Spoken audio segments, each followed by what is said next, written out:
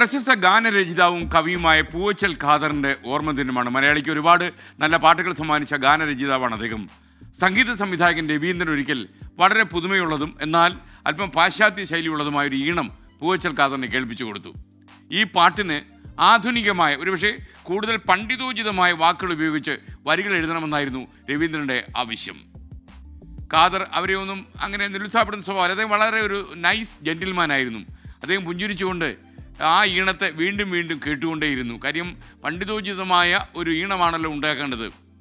എന്നിട്ട് സാധാരണക്കാരായ മനുഷ്യർക്ക് മനസ്സിലാകുന്ന അവരുടെ ദൈനംദിന ജീവിതത്തിൽ ഉപയോഗിക്കുന്ന വാക്കുകൾ മാത്രം ഉപയോഗിച്ച് അദ്ദേഹം വരികൾ എഴുതാൻ തുടങ്ങി. എന്നുവെച്ചാൽ വരേണ്യ ഭംഗിയുള്ള വാക്കുകൾ കൊണ്ടും അതുപോലെ തന്നെ പണ്ഡിതോചിതമായ വാക്കുകൾ കൊണ്ടും ട്യൂൺ കൊണ്ടും സമ്പുഷ്ടമാകുന്ന ഒരു പാട്ടാണ് രവീന്ദ്ര മാഷിൻ്റെ മനസ്സിൽ.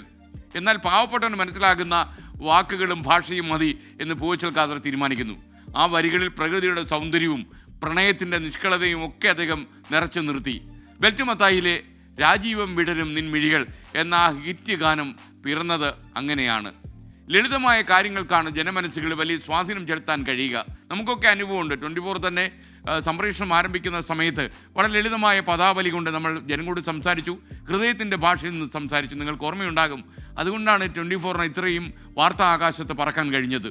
അനാവശ്യമായ സങ്കീർണതകൾ ഒഴിവാക്കുക, കാര്യങ്ങളെ വളരെ ലളിതമായി അവതരിപ്പിക്കുക, കേട്ടാൽ ഉടൻ തന്നെ മനസ്സിലാക്കുക. ഒരു ഇലക്ട്രോണിക് മീഡിയത്തിൽ കാര്യങ്ങൾ നമുക്ക് പുസ്തകത്തിലെ പോലെ മുൻ പേജ് മറിച്ചു നോക്കാൻ പറ്റില്ല.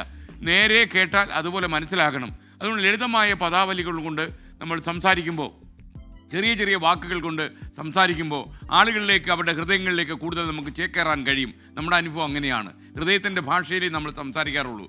ലാളിത്യത്തിലും ആധികാരികതയിലുമാണ് യഥാർത്ഥ സൗന്ദര്യം, അതിൻ്റെ ശക്തി കുടികൊള്ളുന്നത്. അപ്പം നമ്മൾ ഒരുപക്ഷെ ജി ശങ്കരക്കുറുപ്പ് കവിത എഴുതിയ പോലെ ആ കവിത സിനിമാ പാട്ടാക്കി മാറ്റിക്കഴിഞ്ഞാൽ എത്ര ആളുകൾക്ക് അത് മനസ്സിലാകും, എത്ര ആളുകളുടെ ഹൃദയത്തിലേക്ക് അത് ഇറങ്ങുമെന്ന കാര്യത്തിൽ എനിക്ക് സംശയമില്ല.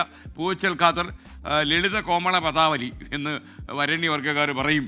അതല്ലാതെ ലളിതമായ വാക്കുകൾ കൊണ്ട് പാട്ടുകൾ എഴുതി ആ പാട്ടുകളെല്ലാം സൂപ്പർ ഹിറ്റാവുകയും ചെയ്തു. ഇതിൽ നിന്ന് നമ്മൾ മനസ്സിലാക്കേണ്ടത് ലാളിത്യം ഏറ്റവും വലിയ സൗന്ദര്യമാണ്.